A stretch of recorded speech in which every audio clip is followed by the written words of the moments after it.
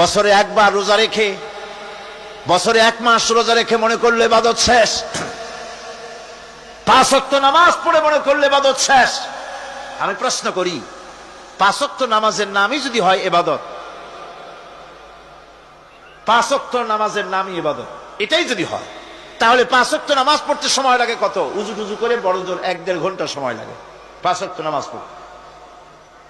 তো এর নাম যদি হয় ইবাদত, তার অর্থ কি দাঁড়াবে? অর্থ দাঁড়াবে আপনি 24 ঘন্টার ভিতরে 1 থেকে 1.5 ঘন্টার জন্য আল্লাহর গোলাম, বাকি 22 ঘন্টার জন্য শয়তানের গোলাম হতে কেউ রাজি আছেন? রোজার নামই যদি হয় শুধু ইবাদত, তাহলে তার অর্থ দাঁড়াবে বছরের ভিতরে 1টা মাসের জন্য আপনি আল্লাহর গোলাম, আর 11 মাসের জন্য শয়তানের গোলাম হতে কেউ রাজি আছে?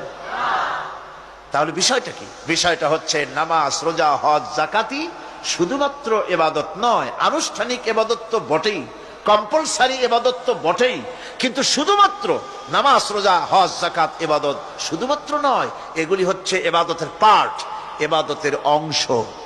বরং জীবনের সব ক্ষেত্রে আল্লাহর হুকুমকে মানার নামই হচ্ছে। ভাইরা আমার,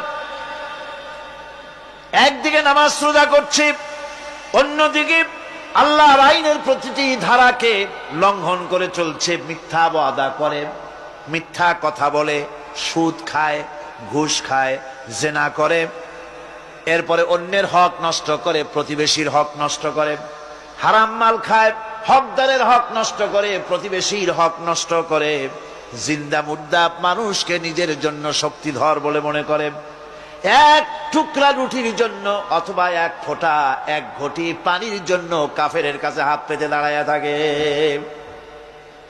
এই যদি অবস্থা হয়, এটাই যদি হয় ঈমান, আর এটার নামে যদি ইবাদত হয়, তাহলে এই পৃথিবীর মুসলমানের আজ লাঞ্ছিত কেন? আল্লাহর ওয়াদা কি মিথ্যা? নাউযুবিল্লাহি মিন যালিক।